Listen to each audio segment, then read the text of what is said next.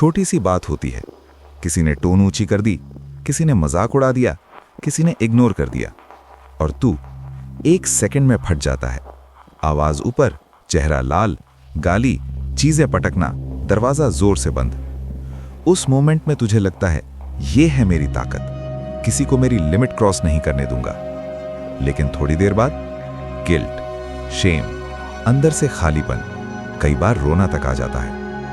आज की फाइल इसी पर है। तेरा गुस्सा, जो तू अपनी पावर समझता है, असल में वही तेरा सबसे बड़ा कॉलर बना हुआ है। चैप्टर 1।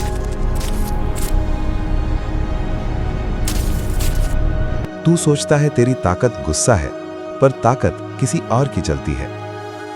तू ये मान कर चलता है, मैं सॉफ्ट नहीं हूं, कोई लाइन क्रॉस करेगा तो मुंह तोड़ दूंगा। मैं गुस्से वाला बंदा हूं, लोग मुझसे डरते हैं। सुनने में स्ट्रांग लगता है, पर सीन उल्टा है। जिसको तू ट्रिगर कर रहा है, असल में तेरी लगाम उसी के हाथ में है। किसी को बस इतना करना है कि तेरे बटन दबा दे, थोड़ा ताना, थोड़ी इंसल्ट, थोड़ी डिसरिस्पेक्ट, और तू प्रिडिक्टेबली ब्लास्ट हो जाएगा। इसका मतलब क्या हुआ? तेरी स्टेट, तेरी बॉडी लैंग्वेज, तेरे शब्द, तेरा डिसीजन, सब उस आदमी के हाथ में है जिसने तेरा गुस्सा चला दिया। ये ताकत नहीं, ये गुलामी है। जो आदमी हर चीज पर रिएक्ट करता है, उसको कंट्रोल करना बहुत आसान होता है। लोग तेरे गुस्से से नहीं, तेरे बाद वाले रिग्रेट से खेलना सीख जाते हैं। चैप्टर 2।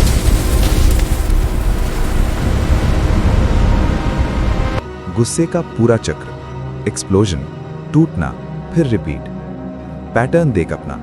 स्टेप 1, छोटा ट्रिगर, किसी की बात, ड्राइवर की गलती, घर वाले की टोन, दोस्त की हरकत।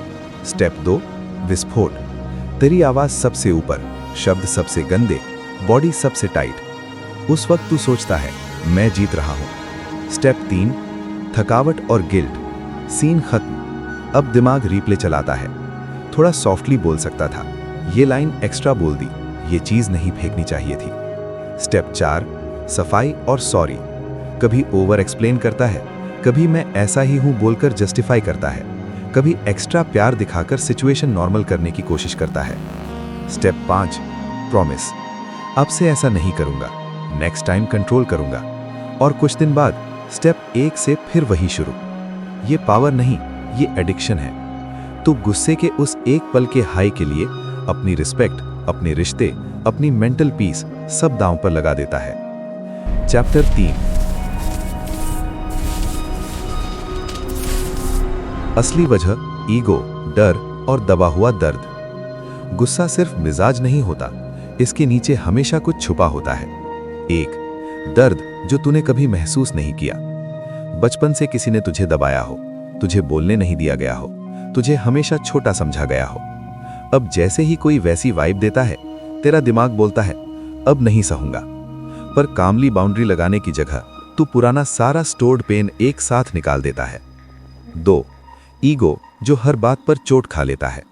कोई तेरी गलती पॉइंट कर दे, कोई तुझे सिखाने की कोशिश करे, कोई तुझसे डिसएग्री करे, तेरे अंदर एक वॉइस उठती है, ये मुझे कैसे बोल सकता है। तू बात के पॉइंट पर नहीं, अपनी इमेज पर लड़ता है। 3, कंट्रोल खोने का डर। तुझे लगता है अगर मैंने स्ट्रांग रिएक्शन नहीं दिया तो सामने वाला मेरे सर चढ़ जाएगा, इसलिए तू हर चीज में ओवर रिएक्शन देता है। सॉफ्ट ना होना जरूरी नहीं, स्टेबल होना जरूरी है।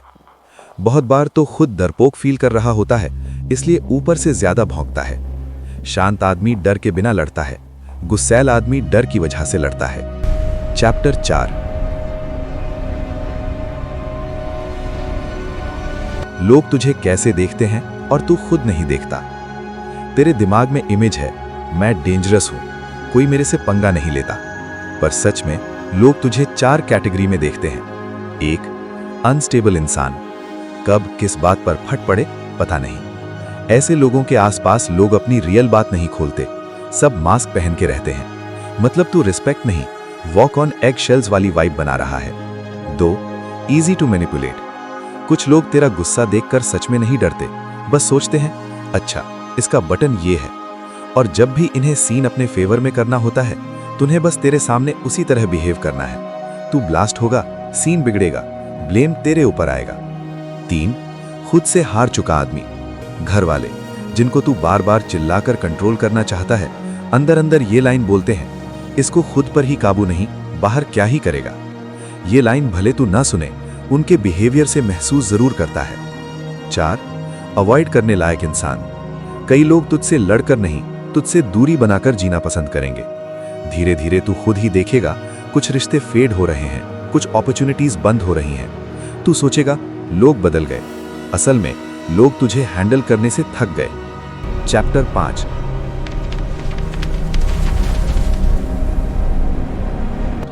अब गुस्से का गुलाम नहीं, मालिक बनना है। अब सॉल्यूशन, जो सिर्फ काम रहो वाला बकवास नहीं।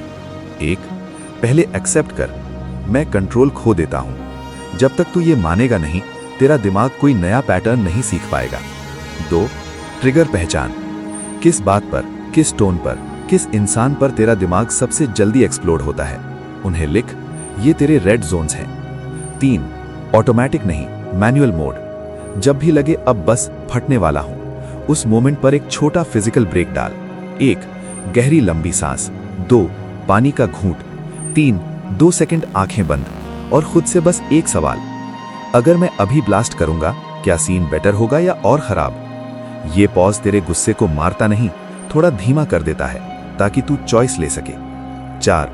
गुस्से को लैंग्वेज दे, हमला नहीं। तू हमेशा ऐसा करता है से बेहतर है, जब तू ऐसा करता है मुझे इस तरह फील होता है और मैं ये एक्सपेक्ट करता हूं।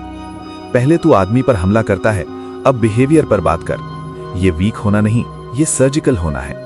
5. फायर को फ्यूल बना, जिस काम पर तू सबसे ज्यादा गुस्सा होता है उसी में अपनी एनर्जी इन्वेस्ट कर। हालत से गुस्सा है, बॉडी फाड़ दे। पैसे से गुस्सा है, अर्निंग स्किल्स सीख। अपनी ही बर्बाद जिंदगी पर गुस्सा है, रोज का सिस्टम बना। गुस्सा अगर डायरेक्शन नहीं पाएगा तो डिस्ट्रक्शन बनेगा। उसी एनर्जी को अगर तू ट्रैक पर डाल दे तो तेरी चाल, तेरी आवाज, तेरी प्रेजेंस नेचुरल हैवी हो जाएगी। फिर तुझे चिल्लाने की जरूरत नहीं पड़ेगी। अंत में बस इतना समझ, तेरा गुस्सा तेरी पावर हो सकता है, पर अभी वो तुझे ही जला रहा है। असली डेंजरस आदमी वो नहीं जो हर जगह आग लगा दे। असली डेंजरस वो है जो चाहे तो आग लगा भी सकता है, पर ज्यादातर टाइम उस आग को अपने अंदर इंजन की तरह चलाकर खुद को आगे बढ़ा रहा होता है। अब फैसला तेरे हाथ में है। तो गुस्से का गुलाम बनकर हर सीन में प्रिडिक्टेबली भटकता रहेगा, या गुस्से का मालिक बनकर जब जरूरी हो तभी वार करेगा, बाकी टाइम खुद को बिल्ड